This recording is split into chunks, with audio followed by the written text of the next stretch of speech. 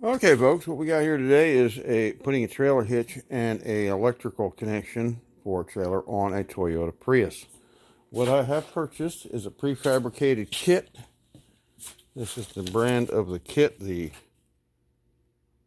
don't know how to pronounce it, Oxenai.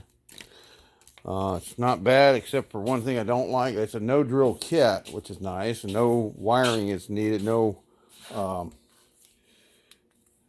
Nothing is needed for installation, but they don't decide to give you a place to go through the floor of the vehicle to run the wire. They have you run it over here and out the door. Now, over time, that's going to beat up on a wire.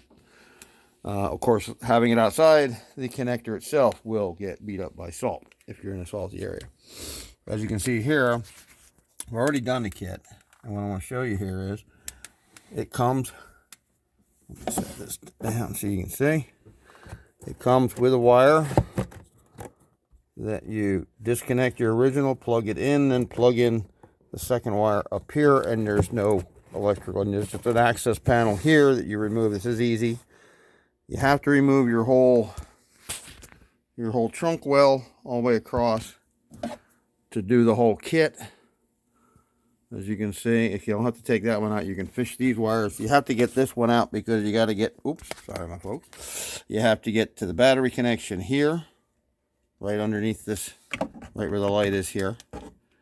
Right under this red thing. I have it covered up. I'm going to pop that back off because that's your battery. That's your start battery for a Prius.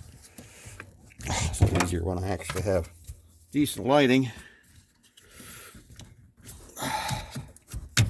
These just come off. They're not that big a deal. It's just a little wiggly.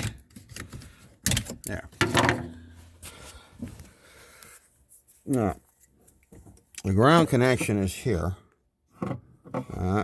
You simply take the bolt out, put the white wire on, and put it back. Now, you want to disconnect that one first. Anytime you're working with electrical batteries, always remove the ground wire first. That's actually a question I ask a lot of young mechanics. What wire do you take off first, and why? Well, it's simple. If you take the ground wire off first, nothing will arc. If you work on the power wire first, it can arc all over the place. Ground wire cannot arc, no matter what. So you disconnect that first. Now that becomes a dead connection. Basically, it cannot arc unless you jump all the way to the battery terminal, which is the only place it can arc. So that is the reason for that, safety.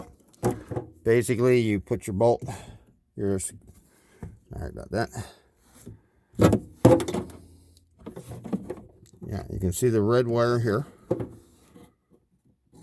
It's the red wire onto that terminal, which is simple enough. I zip tied it right here. I don't know how easily accessible that's going to be without pulling this stuff apart, but we shall see. Wire runs behind everything. Same with that. Everything runs behind. Comes out here, and then they give a double-sided sticky tape piece to this. This is a very good spot to put it. It's glued right in there. It's flush back behind. Follow the original harness out to here in the center, where I left this one loose. Hope I didn't flip this over. And then there's wiring going this way, and I've just left the excess down in here. And you get the same thing up here, the double-ended plug. It pops right together, no problem. You do not have to pull this piece out. I did disconnect some shit down here when I found out I didn't even need to bother. At any rate, well, I'm pretty much done other than setting this back inside. And I'll shoot a second video of throwing the hitch on. The hitch is pretty simple. I had to remove various plastic under body panels.